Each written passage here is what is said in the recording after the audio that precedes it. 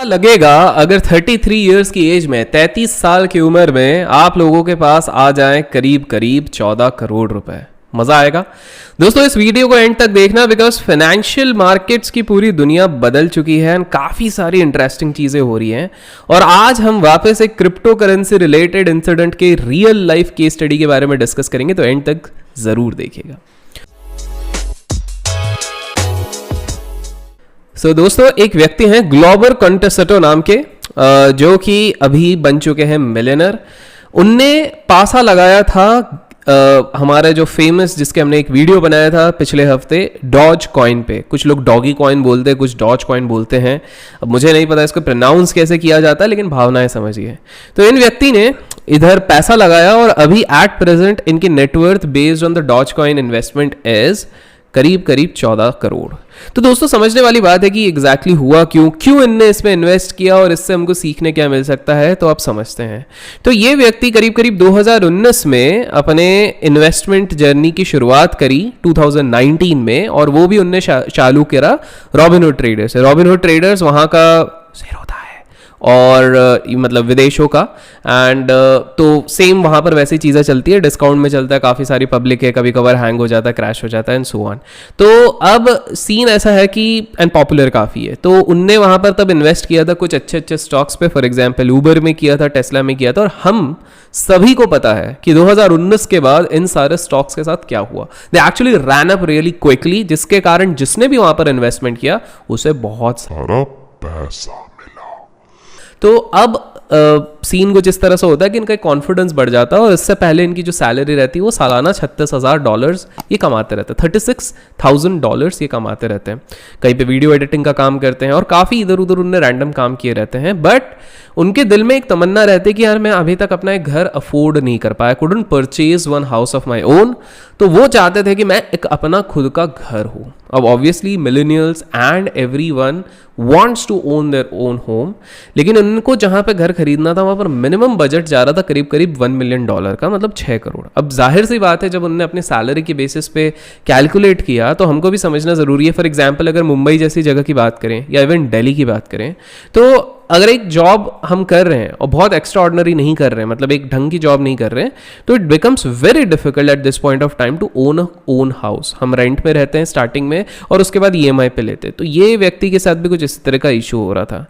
इनको फिर अचानक से इनने जनवरी के समय पे इनने रेडिट फोरम के थ्रू, जी हाँ वही रेडिट फोरम जो कभी गेम स्टॉप को उड़ा देता है, कभी डोज कॉइन को उड़ा देता है, तो वहीं पे इनने पढ़ा डोज कॉइन के बारे में एंड ये काफ़ी एक्साइटेड हो गए। इनने रिसर्च करी और उनको ये लगा this is the next big thing.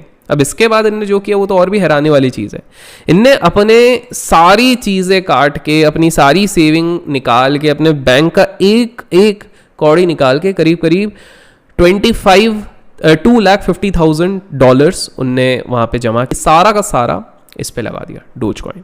तो पहली चीज़ है कमेंट सेक्शन में लिखना, क्या डाइवर्सिफिकेशन के मायने बदल चुके हैं? Because I have particularly seen काफ़ी सारे लोग इवन भारत में भी काफ़ी सारा पैसा कॉन्सेंट्रेटेड पोर्टफोलियोज में लगा दे रहे हैं, बस एक दो स्टॉक्स पे खड़ी लेके लगा दे रहे हैं।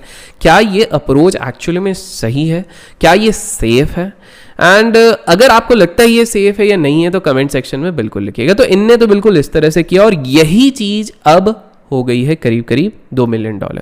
हैरानी की बात ये नहीं है, क्योंकि ऑब्वियसली बात है कि अगर जनवरी के समय पे आपने डोज कॉइन में इन्वेस्टमेंट किया रहता तो $1 का वैल्यूएशन करीब करीब $360 के आसपास चल रहा है, विच इज़ इनक्रेडिबल। इतना वहाँ के विदेशी शेयर बाजार ने भी रिटर्न नहीं दिया।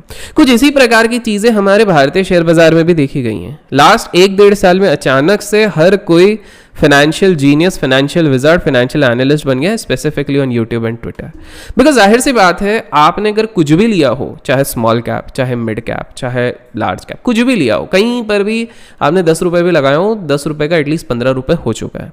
एंड इसी चीज़ को काफ़ी सारे लोग समझते हैं कि ये तो शेयर जीनियस है। और हाँ, कोई धक्का बुक्की करेगा नहीं।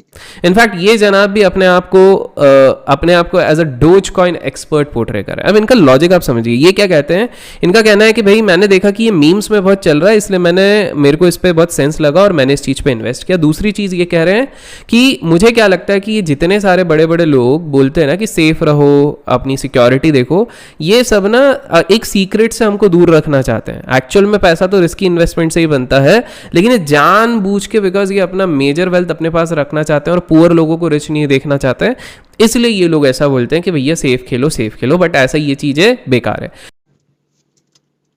तीसरी चीज जो यहां से पता लगी थी वो ये थी कि आजकल की जो युवा पीढ़ी है वो ये सोचती है कि यार 40 साल की उम्र में हम कमा के क्या करेंगे, 35 साल की उम्र में क्या करेंगे, तो लेट्स गो ऑल इन, और लगा तो लगा, नहीं लगा तो we will be back to zero. मतलब ठीक है, 10 साल की मेहनत 10 साल की कमाई चले जाएगी। This is exactly what they are thinking. तो मेरा आप लोगों से सवाल है, क्या ये थॉट प्रोसेस सही है?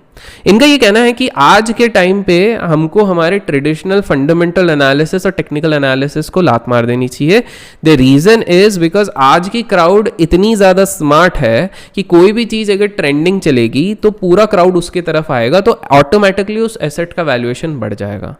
मेरा मानना है कि ये एक बकवास थ्योरी है, बट मैं एक ओपन माइंड से इसको सोचना चाहता हूं और मैं आप लोगों को एक मौका देना चाहता हूं। कमेंट सेक्शन में बिल्कुल लिखिए कि आपको क्या लगता है कि ये इस तरह का thought process is it really valid. तीसरी चीज़ जो इसमें बहुत इंटरेस्टिंग चीज़ देखी गई है कि ये अकेले व्यक्ति नहीं है जो डोज कॉइन को लेके या बिटकॉइन, इथेरियम, इन सब को लेके वो इनने पैसा बनाया। ऐसे काफ़ी सारे हमारे पास केसेस आए हैं। फॉर एग्जांपल गेम स्टॉप के टाइम पे हमारे पास 50 करोड़ रुपए बना लिए थे।